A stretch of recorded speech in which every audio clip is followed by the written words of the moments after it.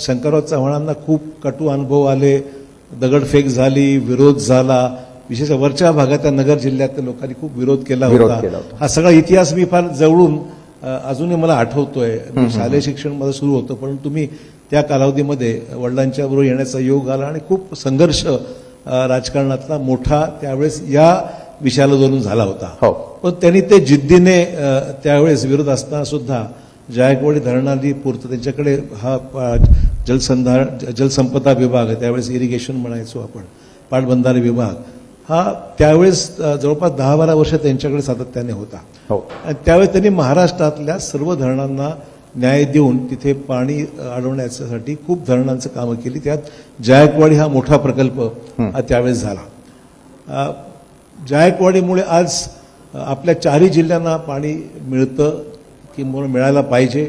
संभाजीनगर आहे, परभणी आहे, बीड आहे, अशा सगळ्या जिल्ह्यांना ते पाणी, जालना आहे, या सगळ्या जिल्ह्याच्या कमांड एरिया हा तिथे पाणी मिळावा अशा दृष्टिकोन त्यावेळेस, आणि पिण्याचं पाणी आणि शेतीला पाणी अशा दृष्टिकोनातून हे सर्व झालेलं आहे.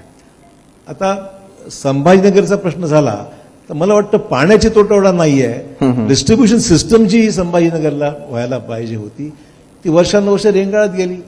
तर मी तर म्हणते स्थानिक नेतृत्वाचं अपयश आहे.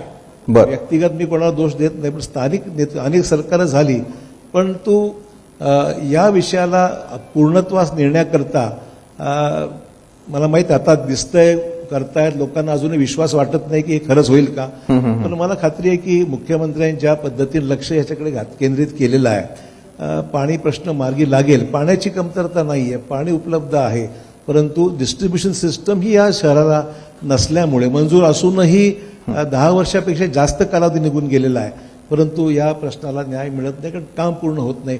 काम पूर्ण होत नसं मुंबई गोव्याचा प्रश्न झाला तसा हा प्रश्न झालेला, हा प्रश्न रखडला. त्यामुळे या प्रश्नाला आमचे दानवे साहेब इथे उपस्थित, आमचे मित्र आहेत, सहकारी आहेत, आम्ही दोघं वेगळ्या पक्षात जरी असलो, विरोधी पक्ष नेते जरी असले, मराठवाड्याच्या प्रश्नासंदर्भात आमची एकमत आहे, त्यात काही दुमत असं कारण नाही. बरोबर. राजकीय मंडळी ज्यावेळेला त्या ठिकाणचे स्थानिक, मला हे वाटतंय की या मंडळीचं लावून धरलं हा प्रश्न निश्चित पूर्ण होऊ शकतो. आम्ही आमच्या भागात करतो, अनेक प्रश्न येतात, आव्हानं येतात, आम्ही मार्गी लावतो आणि करतो, त्या मार्गी लावतो. त्यांनी सगळ्यांनी मार्गी लावला पाहिजे. आणि हे काय फार मोठं रॉकेट, मी म्हणलं रॉकेट सायन्स नाहीये की फारच्यामध्ये काही टेक्निकल गोष्टी आहेत, असं काहीच नाही आहे. मागे लावून करून घेणं आणि पैसा उपलब्ध करून देणं हा छोटीशी गोष्ट आहे. बरोबर आहे. मात्र अशोकरावजी, मगाशी तुम्ही जो उल्लेख केला की पाण्याचं डिस्ट्रीब्युशन असेल, त्याचं नियोजन नेमकं कुठे चुकतंय, जसं मगाशी तुम्ही उल्लेख केला की मुख्यमंत्री देवेंद्र फडणवीस यांचं देखील याकडे लक्ष वेधू इच्छित आहे. आज आपण या संवादाच्या माध्यमातून काय सांगू इच्छिता की डिस्ट्रीब्युशन कसं जर व्यवस्थित झालं तर हा प्रश्न कधीपर्यंत आटोक्यात येईल, त्याला वेळ मला ह्याची खरंच अपडेट नाहीये, कारण की स्थानिक हा विषय असल्यामुळे एवढं काही मी अपडेट घेतलेली नाहीये. पण मला एवढंच कळतंय की हा प्रश्न तातडीने सुटू शकतो असा विषय आहे. आणि सरकारच्या ज्या वॉर रूममध्ये जे गोष्टी फोकसमध्ये घेतलेल्या आहेत त्यांनी, त्याच्यामध्ये हा विषय नसेल तर त्यांनी घेतला पाहिजे हा प्रश्न, कारण लोकांना